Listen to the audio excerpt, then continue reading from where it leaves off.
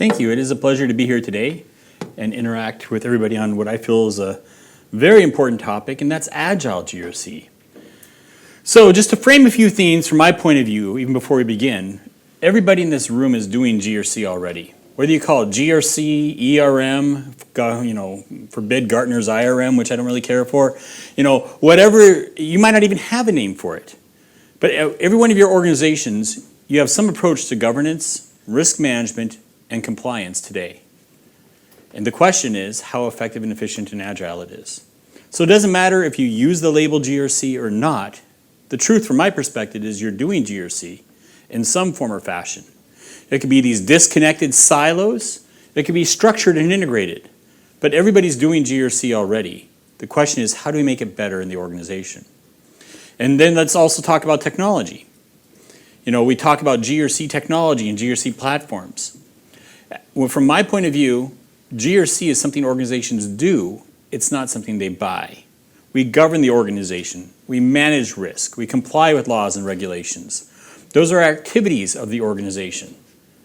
Technology is there to enable it and can be a significant enabler.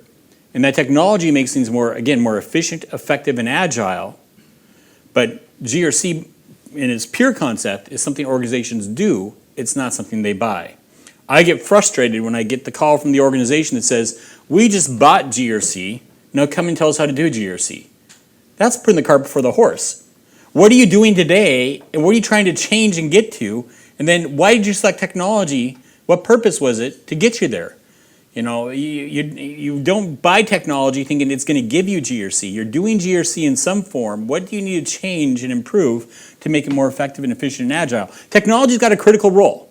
And that's what we're going to talk about today is agile technology. Technology's got a fundamental, critical role in governance, risk management, and compliance.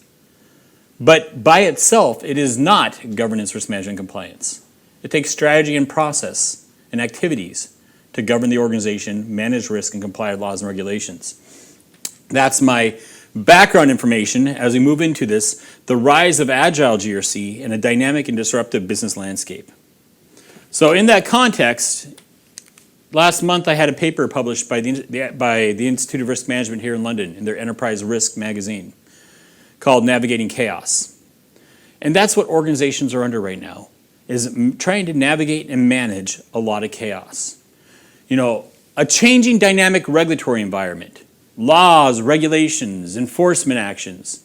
Global financial services firms are dealing with 220 regulatory change events every business day. Monday, Tuesday, Wednesday, Thursday, Friday, each business day of the week, each day, 220 regulatory change events around the world coming from over 980 regulators. That's a lot. Lots of changing laws and regulations. We have a changing risk environment, geopolitical risks, economic risks, changes in technology and shifts in technology. It was 15 years ago, organizations were dealing with things like social media policies. Technology changed outside the organization. Social media became prominent. How do we deal with that when employees are using that for business purposes and referencing the business? 6, 7 years ago, we were dealing with bring your own device policies with the proliferation of tablets and iPhones and things and personal laptops and all these personal devices, individuals want to use them. It happened outside the organization. It was a risk we had to respond to.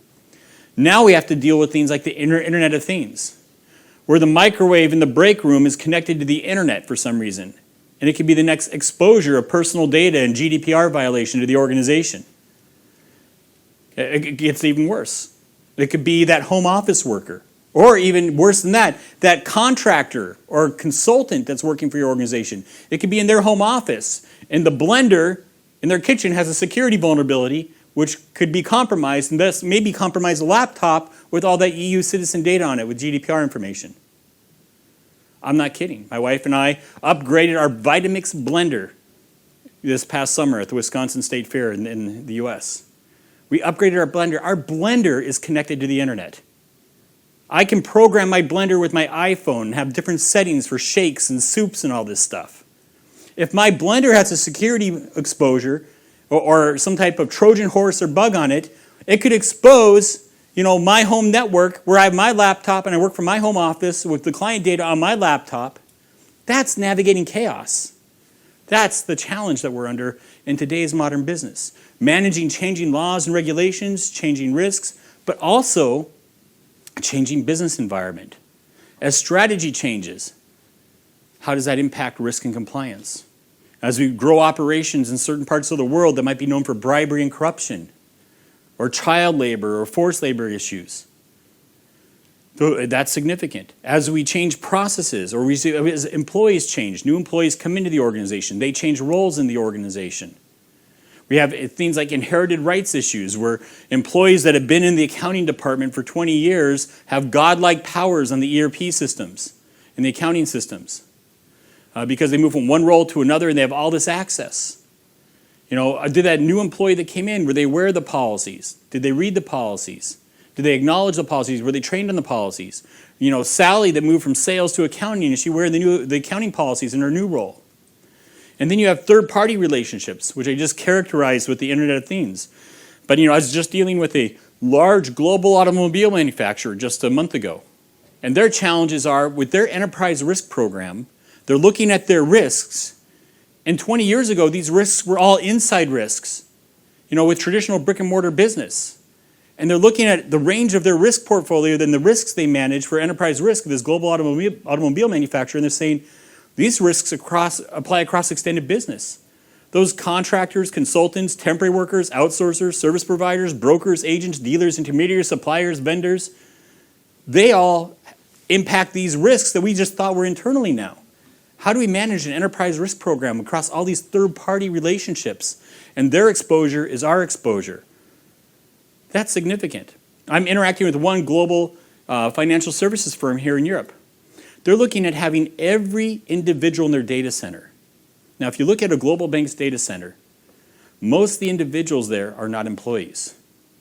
They are third parties. They are outsourcers, service providers, vendors, contractors, consultants, and temporary workers. In a bank's data center, most of the people are not employees. This global European bank is looking at have every individual go through the same GDPR policies and training that their employees do.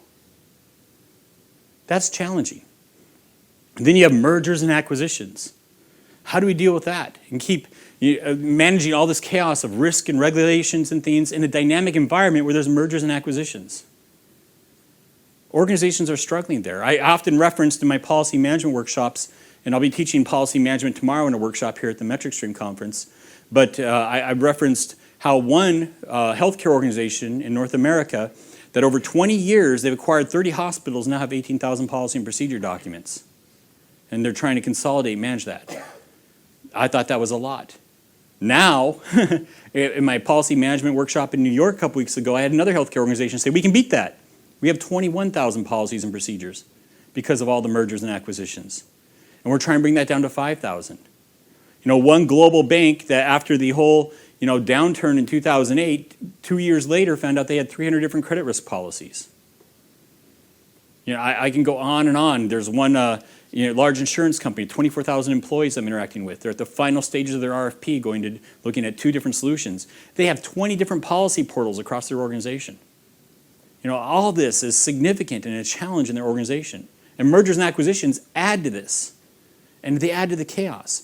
But a lot of this challenge is trying to keep all of this in sync as well, and we'll talk about that. But business today is managing chaos. It's like the butterfly effect. First off, you have Leonardo da Vinci said, realize that everything connects to everything else. Those little things matter. That tiny little risk exposure, that spreadsheet error has this growing, cascading impact and can cause a multi-billion-dollar loss. For example, the JP Morgan whale incident. Multiple billion-dollar loss on JP Morgan. One of the significant contributing factors was a spreadsheet error. The little things matter. It's chaos theory, where the flutter of the butterfly's wings in the Netherlands makes tiny atmospheric changes that has this cascading and growing impact that can influence the development and path of a hurricane in the Gulf of Mexico. Hurricane Dorian from 2 months ago that devastated the Bahamas. It could have started with the flutter of a butterfly's wings in Amsterdam. But that's the whole point, is the little things matter. And your jobs are challenging because you've got to find the risks and exposures in those little things and the interconnectedness of all this. The physicist Friedrich Capra said, the more we study the major problems of our time, the more we come to realize that they cannot be understood in isolation.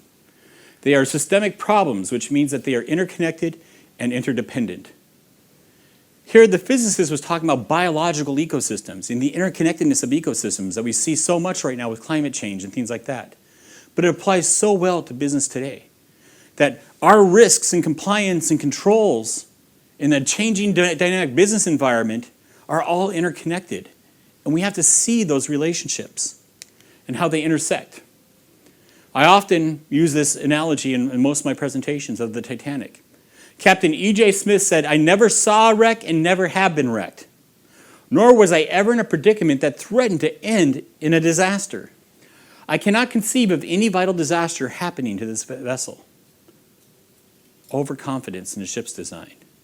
Not just by the CEO of the ship, the captain, but overconfidence with the press.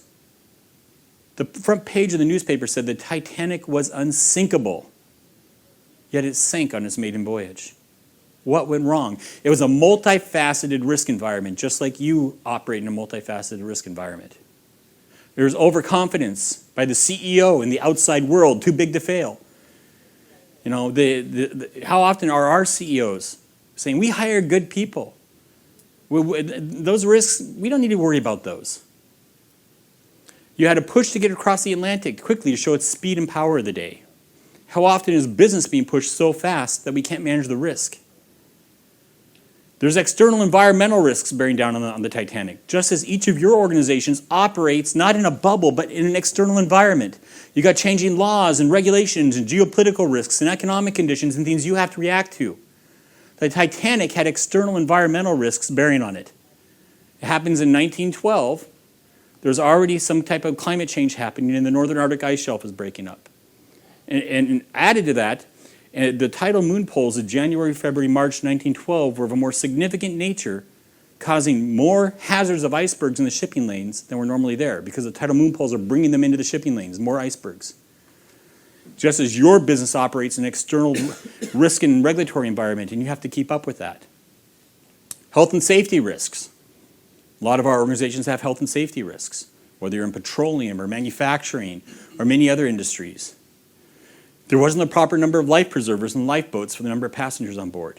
They had time to get off the ship. The ship did not sink quickly. But they didn't have the proper amount of safety equipment. They told us that the size of rudder and propeller were undersized to the massive size of the ship. Is our business taking on so much risk that we don't have the capital reserves, this risk should materialize? Third-party risks. I already talked about third-party quite a bit. Titanic had third-party risk issues. There was issues with the quality of the iron ore that was used in the rivets to hold the seams of the ship together. The iron ore was of a brittle and inferior quality. When it hit the iceberg, the rivets broke and the seams of the ship ripped wide open. Oversight function type risks. We talk about the 3 lines of defense. You know, most of us in the room are from the second line of defense. We're managing risk and compliance and controls day in and day out. Some of us in the room might be from the third line of defense, the audit and assurance. And then, of course, you have the first line of defense, the front lines and operational management of the organization. But that second line of defense, the Titanic had that role, overseeing the ship and making sure that there weren't hazards out there like icebergs. In fact, the Titanic was getting warnings from other ships, telegraphs saying, "Warnings, icebergs are in the area." One of the responses back from the Titanic was, "Shut up, we're tired of hearing about it." Ignorance. How often do we see that from our management executives? GDPR, "Shut up, we're tired of hearing about it." UK SMCR, "Shut up, we're tired of hearing about it." You know, UK Modern Slavery Act, UK Bribery Act, Seppendu in France, on and on and on. The Titanic had technology to scan the ocean for hazards like icebergs. Back in 1912, that technology was called binoculars. The crew member that had the key to the cabinet where the binoculars was kept was assigned duty to another ship right before it set sail and took the keys with them. And the cabinet was locked and they didn't have access to the technology. You know, the Titanic was headed towards an iceberg. If it would have hit it dead on, only 2 compartments would have flooded. It was designed to stay afloat with 4 compartments flooded. When it tried to navigate and it brushed the iceberg and the seams of the ship ripped wide open because of those weak iron ore in the rivets, 6 compartments flooded and the ship sank. The Titanic event was a multifaceted risk environment, just like each and every one of your businesses is. There's health and safety risks and environmental risks and oversight and function risks and third-party risks, and all these contributed together to create the disaster of the Titanic. That's modern-day business, is a multifaceted risk environment. We have to manage all that legal and regulatory change I mentioned, new laws and regulations, proposed change laws and regulations, enforcement actions. We have to monitor the changing risk environment of market forces, geopolitical risks, competitive forces, and we got to monitor the changing business environment of strategy and processes and technology and employees and third parties and mergers and acquisitions. And the big challenge is trying to keep all this change in sync. I could be one of the top 10 banks that says, 10 to 20% of my workforce is compliance professionals, and I can be completely knowledgeable about the law and what needs to happen, but that doesn't make you one bit compliance. If the business back here in operations and processes has changed, or an employee wasn't aware of their responsibilities that just moved into that position, we have to keep all that change in sync. And that's challenging. And trying to manage this with documents, spreadsheets, and emails is a recipe for disaster. Trying to deal with thousands of documents, spreadsheets, and emails. In fact, one company I talked to was spending 200 employee hours to build a report for the board of directors on compliance once a year. One employee, 5 weeks of time worth of work. 200 employee hours to build one report once a year on compliance. And now it takes them less than a minute. But that's not managing compliance. That's reacting to compliance. I build this report after 200 hours of work. All of a sudden, I find out we had an issue that started 11 months ago. And here it is 11 months later, I'm just now discovering it, building this report and compiling all this information. That is not managing compliance. That's reacting to compliance. You could have contained that 11 months ago and prevented it from being a big issue. Another bank that I worked with found that 80% of their compliance, audit, and risk staff was nothing more than document reconcilers. That's significant. That 80% of their staff time is just spent trying to manage documents, spreadsheets, and emails. And documents, spreadsheets, and emails don't stand up in court. The regulators are catching on to this.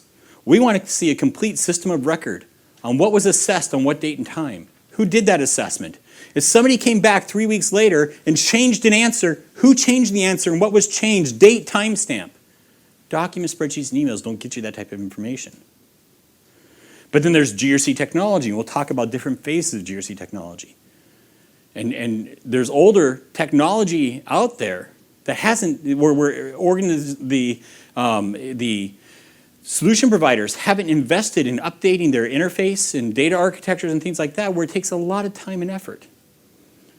One of our host competitors, one of their major competitors, there was a LinkedIn post about them a year ago that likened their implementation, one of Gartner's favorites, not our host, not MetricStream, but somebody else.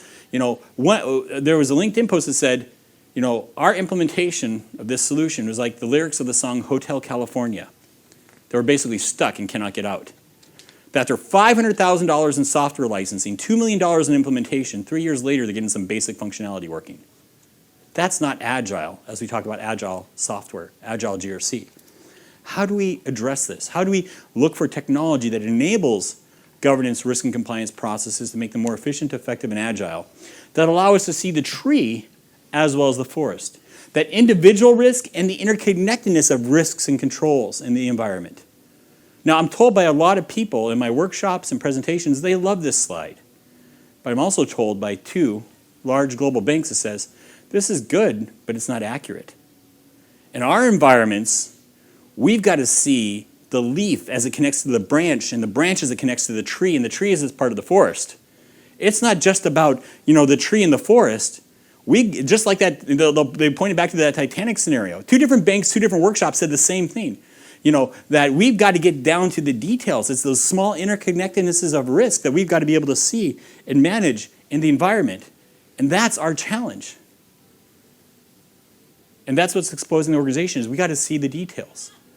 That I might be managing third-party vendor risks out there. And in that context, I can't just manage things at a relationship level. I might be a top 10 bank here in London. And I can think of one specifically in this scenario. And they're looking to replace their one solution out there that they have with another solution because it doesn't get down to the details. I can't just manage something at the relationship level. I might have an outsourcer or a service provider that services the bank, and I might have 100 different contracts and service level agreements with them. And I need to be able to see that 89 of them touch GDPR information and 11 do not. It gets down to the details. We can't just manage things at a relationship level. We got to get down to the details of the relationship. I worked on one Fortune 100 firm's social accountability advisory board, helping them deal with child labor, forced labor, working hours, wage and hour, and research and benchmark them against other organizations in those areas, social accountability. And their social accountability program across their supply chain, they had 5,000 suppliers with 20,000 facilities. It wasn't just about the suppliers, it was down to the detail. Each of those facilities, one supplier might have one facility, another supplier might have 20 facilities that serves the organization. So it's not just the tree and the forest, it's the leaves and the branches. We have to be able to see that level of detail. So we're moving from a past of document spreadsheets and emails for managing GRC, a past of older GRC technology that was not agile, to a future of agile GRC, a future of cognitive GRC using artificial intelligence and things, to a future of not just responsibility for risk and compliance, where an executive can outsource their responsibility, to an era of accountability for compliance. That's significant. Accountability is different from responsibility. You cannot outsource accountability. You can give somebody else the responsibility, but you cannot outsource accountability. And that's what's significant with things like the UK senior managers regime, senior managers and certification regime, that impacts senior managers within financial services firms. Come December 9th, in a couple weeks, it impacts nearly 50,000 firms here in the United Kingdom. But there's also Australia's BEAR regulation, Banking Executive Accountability Regulation, Ireland's SEER regulation, Senior Executive Accountability Regulation, Hong Kong's Managers in Charge regulation, Singapore's proposed accountability regulation, all modeled after UK SMCR. But that puts senior manager accountability for risk and compliance. That if there's willful acts of risk and compliance issues, of like non-compliance, a senior manager can go to jail for up to 7 years. But if there's negligence or lack of due diligence in risk and compliance, they can be personally fined. Barclays' CEO was fined £640,000 last year for trying to uncover a whistleblower. That's significant. £640,000. That puts accountability. I'm a huge J.R.R. Tolkien fan, Lord of the Rings. And I've likened the UK SMCR and its focus on accountability to the One Ring in Lord of the Rings. You have the one ring to rule them all, one ring to find them, one ring to bring them all, and in the darkness bind them. With UK SMCR, it's the one regulation to rule them all, one regulation to find them, one regulation to bring them all, and in the enforcement bind them. I've also likened it to your morning breakfast. Before, the senior managers were basically the chicken in your breakfast. They contributed to the breakfast. They brought the egg. Now, with accountability, the senior managers are the pig in your breakfast. They're committed to your breakfast. They gave you their life for the breakfast. Difference. So GRC is about enabling the organization to be high-performing. What at OSEG we call principal performance. High-performing cars don't just have great engines, they have good brakes and steering, good handling. That's what we want to achieve, is the good handling of the organization. So the definition of GRC, found in the OSEG GRC capability model, is that GRC is a capability to reliably achieve objectives. That's the governance function. Setting the strategic entity-level objectives. We have process governance, the process objectives, the department objectives, the asset objectives on specific assets. What are the objectives? And then we manage uncertainty. ISO 31000 says risk is the effect of uncertainty on objectives. So there's a relationship between risk management, managing uncertainty, and objectives, the governance piece. And act with integrity, that's the compliance. So GRC is a capability to reliably achieve objectives while addressing uncertainty and act with integrity. It means that we got to work together. that we need to harmonize processes across the business to be able to see how do we manage and make things more consistent in the environment. Like that large insurance company I referred to earlier. They have an RFP right now for enterprise policy management. They have 20 different policy portals. And they're looking at their employees and how much time they're spending just trying to find policies and what portal do they go to and things, because there's not a single policy portal in the organization. And they're going to say, we're going to create a stronger culture of integrity and compliance by having one single source for policies across the organization. And we're going to save employee time. With 24,000 employees, they're estimating they can save at least 4 hours of time per employee every year that they spend just trying to find policies. You calculate that out, that's a lot. And it's going to make a stronger culture. How do we harmonize processes and bring things together?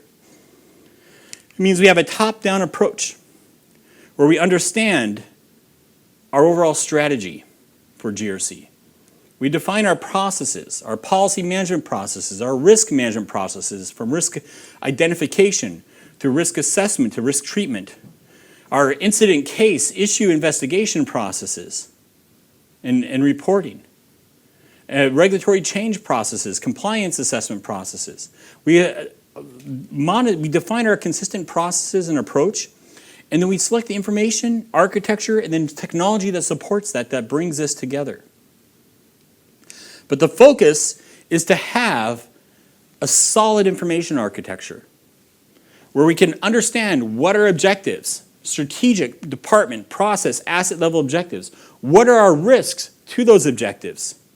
Remember, the ISO 31000 definition of risk I said a few minutes ago is risk is the effect of uncertainty on objectives. So how do we manage our risks in context of our objectives? Controls are put in place. So to manage and mitigate risks, when you have a risk, you have 4 options. You can accept the risk as it is. You can avoid the risk by making a decision where there's no longer a risk. You can transfer the risk, like through hedging and insurance. Or what we focus on a lot of the time is we mitigate the risk by implementing controls. Controls mitigate risks. Are those controls operational effective at mitigating those risks?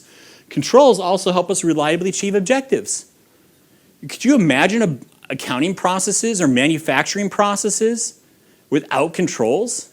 We have controls in our environment so we can reliably have consistent business processes to consistently achieve objectives. Controls mitigate risk, but controls are also there so that we can have consistent processes so we can reliably achieve objectives and keep the organization out of trouble. Investigations, issues, cases, complaints, events in the environment. That's where controls might be failing or are needed. That's also where risks are materialized. When we do our risk assessments, we do our likelihood and impact modeling and things like that, are we actually going back to the history of the issues and where this risk is materialized and the impact on our organization there and having objective information to populate our risk models? Issues and incidents might point to where objectives are failing. We have roles of risk owners and control owners and subject matter experts on risks and controls. Policies. Policies are governance documents. Again, like controls, they help us reliably achieve objectives. Matter of fact, I worked with a couple organizations like Starbucks and then Suncor Energies in Canada. Both those organizations call their policy management program their governance documents program, because these are critical documents that guide the organization. And so many organizations, they're haphazardly managed. I'm interacting with so many organizations that don't even know what policies are in their environment. I keynoted at one conference like this a couple years ago and asked the question, who in the audience has a master index of all your policies? That if the regulator, external auditors, opposing counsel in a lawsuit, whoever it might be, said, what are your policies? That you can readily give them all the official policies of the organization. With a couple hundred people in the room, 2 people raised their hand. That means a lot of organizations don't even know what policies they have. That's significant. I did my policy management workshop in New York in May. A global bank was there with 90,000 employees. They said, wow, we don't even know what policies we have. We have to just go out and find out what our policies are and build an enterprise policy program. They spent the summer discovering policies in North America alone. They're just beginning the discovery process for Europe and Asia. They found 1,200 policies in North America. A lot of organizations don't even know what policies they have, but policies are governance documents, but we don't treat them like that. They help us reliably achieve objectives.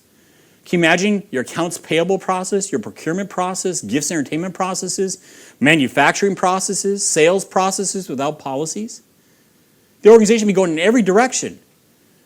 Policies are risk documents, but very few organizations have mapped their policies to their risks. But the very fact that we have a policy means that there's a risk. And that risk was significant enough that we had to write written rules of behavior to control that risk. Policies are risk documents. Policies govern controls. Your password policy tells you length of password, frequency of change of password, complexity of password. Your gift entertainment policy are controls that tells you, the amount of a gift and the frequency of a gift you can give to any entity over a period of time.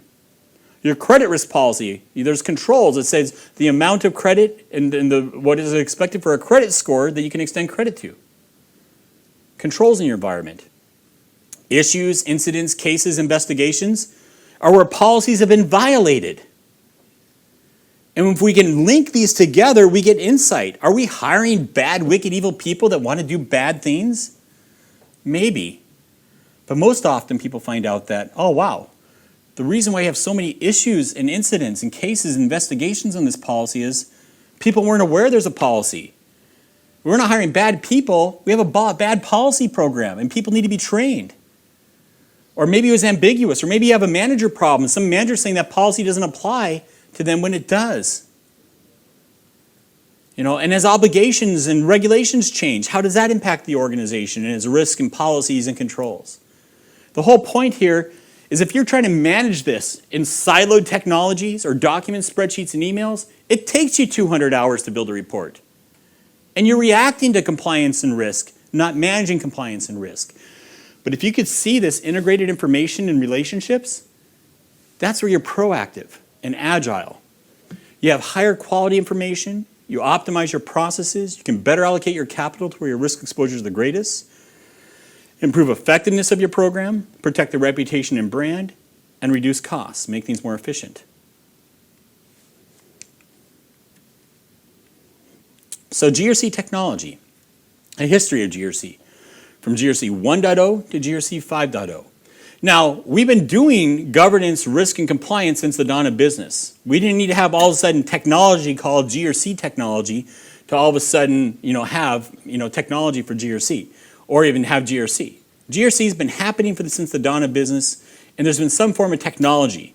Whether we are writing policies in stone tablets and chisels or pen and paper or document spreadsheets and emails or an enterprise GRC platform like MetricStream.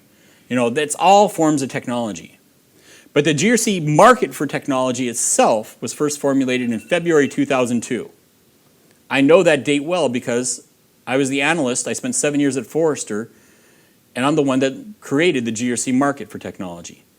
I was the first to use the acronym and term GRC when I was at Forrester in February 2002. And that's where GRC was conceived. And GRC 1.0, I conceive very broadly to be this multifaceted risk control compliance platform. But you know what else happened in 2002 with Sarbanes-Oxley. And so for the first period of GRC's history, 2002 to 2007, I call it the SOX captivity of GRC, where all these GRC technologies and things are being implemented specifically for Sarbanes-Oxley compliance. But then after organizations started to put that to rest, it started to expand back to where I originally envisioned it.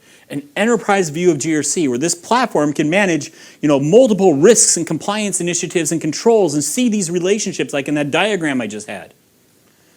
From there, it improved the GRC architecture. It had to integrate with other systems. And there's best-of-breed GRC solutions. Nobody did everything GRC. Nobody still does everything GRC. I might have this enterprise risk dashboard here and all the operational enterprise risk analytics, but there's specialized systems that do credit risk or market risk or commodity risk management that might plug in data into that overall dashboard for enterprise risk. GRC architecture is about that integration in the environment, and that there's best-of-breed systems, and the fact that one platform doesn't do everything, but there still could be a core platform that brings things together. We're currently in that environment of GRC 4.0, Agile GRC. And I just wrote a newsletter and blog that went out this morning on this. And a couple weeks ago, I did one on the history of GRC as well. feel free to read those. They're on my website, or I can send you an email with them. But Agile GRC is that GRC needs to be usable. And it needs to have a lower cost of ownership. It needs to be adaptable to the organization. But usable particularly, because GRC is not just about the back office, the second and third line of defense. GRC is about that front office of the organization. The frontline employees, the teller at the bank is making risk decisions every day. The coal miner in the Welsh coal mine is making environmental, health and safety, and other risk decisions every day. The insurance or pharmaceutical sales agent out there in the field is making risk decisions every day. GRC is about engaging the front lines of the organization. We heard a lot about that even this morning in some of the keynotes that were opening up by MetricStream. How do we engage all levels of the organization on GRC? And we're moving to what I call GRC 5.0, cognitive GRC. And how do we leverage artificial intelligence and robotic process automation technologies for GRC? I see this as going mainstream in 2 years in 2021. But the technology is starting to be implemented today, and the early adopters are using this. But it goes more mainstream, I see, in 2 years after that technology matures and proves itself more. What we'll call cognitive GRC. It means that we need agile technologies that will bring, distribute and disconnected data points, integrate and map these together, analyze relationships, and build out action items. Agile GRC is about engagement, bringing GRC to the front lines of the organization, like the Welsh coal miner, chipping away at the coal that's making environmental, health and safety, and other risk decisions every day. That we're bringing GRC to the front lines of the organization.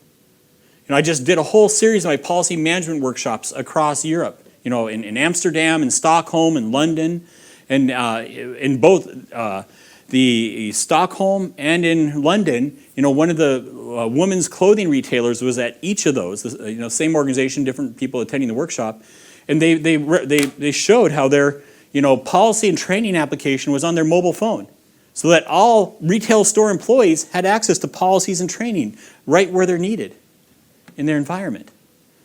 How do we engage the front lines of the organization on policies, training, reporting issues and events and incidents, answering risk questions? How do we engage the front lines of the organization? How do we collaborate for that second line of defense, the back office, where multiple risk functions can come together and work together across the organization? How do we operationalize and integrate GRC in the environment? One organization that I talked to, a global software company headquartered here in Europe, they've taken that Me Too and sexual harassment very seriously. If an employee is behind on their acknowledging the harassment policy and training, they go to log into their computer one day, guess what? All they can access is the policy and training system until they get that training and acknowledgement of the policy done. That is operationalization. I was talking to another organization in my policy management workshop. They've integrated their systems that if somebody's behind on their policy and training tasks, they get an email from the CEO that says, we really appreciate how busy you are, but this policy is very important to the organization. I need you to complete this task and go through training. Do you think the CEO is sending out an email every time they have thousands of employees, every time somebody's behind their policies and training? No. But it's all automated, and it comes from the CEO's inbox. The operationalization of risk and compliance and controls in the environment. How we can even use geolocation information. I'm going to talk about mobility in just a bit. But when somebody is here in London, but they're going to go to someplace in Asia, and there's a risk of bribery and corruption in certain countries. And so they see, we see you just landed in country XYZ. There's a greater risk of bribery issues in things here. Here's our gift and entertainment policy and things you need to know in that environment. Operationalization. Agile GRC is about innovation and integrating intelligence and technology across the business. It's about using mobile technologies. And how can we leverage, mobile technologies to improve GRC in the environment? To have that mobile phone or tablet interface to communicate policies and training. To use a tablet device to go out and do retail store audits or branch audits in banks Before I'd take my laptop and I would sit down maybe back in the break room or something, and then I'd take my notepad and things and go around and do my store audit in a retail environment or my branch audit in a bank and go through things. I might go through cash handling procedures and, in the break room, do they have all the right posters that are required by, human resources laws and things, and do a branch audit or a retail store audit. And go through that. And I come back and I enter all my notes on my computer. And if I took a picture of something for evidence, I attach cables and upload. And now people are saying, why can't I use a tablet device? I enter all my information right there as I do it. And if I see something I want to take a picture of, boom, there's the camera. No attaching cables and uploading things. I can maybe get one more store audit done in a day. And maybe do 2 or 3 store audits in a day before I can only do 1 or 2. Because I'm more efficient with my time. And I get more done. Agile GRC technology, GRC 4.0, is about usability. Usability for the back office, usability for the front office. Before, a lot of GRC technologies were about the back office functions. Risk management, compliance, internal controls, IT security. Now, those people still need highly usable, intuitive interfaces, but how do we make it usable for the front lines of the organization? What's the cost of ownership? How much does it cost me to acquire, implement, and maintain in the environment? Agile technologies are going to have a lower cost of ownership because they're going to be highly configurable. Things like citizen development, where it doesn't take me 6 months to build out an application. I can build that out and configure it. Even their average business users can configure things if they're given the permission. Citizen development. Is it scalable and adaptable and able to integrate into the environment? That's key. And then with that, having the right analytics, having the right direction and strategy for artificial intelligence and robotic process automation, and being future-proof so that it doesn't break on upgrades. It's configurable because it's not customized. Well, all of a sudden, when we get into customization and coding, upgrades become a significant challenge or sometimes absolutely impossible. Getting to the next version, I might as well go to RFP again. And look at all the solutions out there because I get into that new version of the solution because I've customized and configured this one so much that I can't get to that one. Customization and coding should be limited to non-existent. Is it highly configurable and adaptable and agile to the organization? What's that role of artificial intelligence? As we move from GRC 4.0 Agile GRC to the future of cognitive GRC, how do we integrate that into the environment and leverage artificial intelligence? So as you look at your strategy, first off, it's careful to understand where you're at today, your current state. You're already doing GRC in some form or function. So what does it look like today? What's that future state of what you want to hit 3 years from now? And how are you going to get there? Do you have the right people on board that share that same vision and strategy? And are they ready for the journey? From there, do you have the technology that is the agile technology and not some type of legacy technology that has not been kept current with the environment? And you're suffering a 20-year-old code, and it takes 6 months to make a small change in things, and you have to have certified experts on staff to make even simple changes in the environment. That's significant. Do you have agile technology that can get you to the end of your journey? And then tackle your journey in stages. If you climb Mount Everest too fast, you die. You have to climb to the first base camp, acclimate yourself to the altitude, and get to the next base camp. Tackle your GRC journey in stages and know what you want to accomplish the first 3 months, the second 3 months, the 6 months after that, the year after that. But also be aware that your journey is never over. You might have thought you came to the end and there's a new merger and acquisition. You have whole redundant sets of processes and controls and policies to integrate. Or there's some new regulation or risk that's bared its head. But Agile GRC at the end of the day should help you become more aware of risk relationships and see those interconnections of risk and be able to manage and navigate chaos. It allows you to align your resources to get different departments to work together, to identify and contain issues so you can be more responsive and contain them before they become big issues. To be more agile in an environment that demands keeping up with regulatory change, risk change, and business change, which should make you more operationally resilient and more efficient. So with that, I know I'm over my time. Do we have time for any questions or no? We can take one. Okay. If there's any questions, we do have time because I had more slides and content than we had time allowed. Thank you. Yeah, sure. You had the stepping stones. Yes. 80-20 rule. Where do you see the 80% of organizations today in reality? Oh, wow. If I go back to that, so what you're referring to is this slide. I mean, a lot of organizations are still in these two areas here. I mean, most organizations I interact have moved on beyond just a SOX internal control view, and they're in these two areas. That's where I would say 80%. There's probably about 20% that are actually in this area of making things more agile in the organization. But that's the era we're in. I mean, these type of technologies have been in place for a couple of years, and so there's a significant amount moving to this area right now. Good question. So with that, I know we're out of time. She said one question, so I'll turn it back over to Metric Stream. Thank you for your time, Michael. We appreciate it.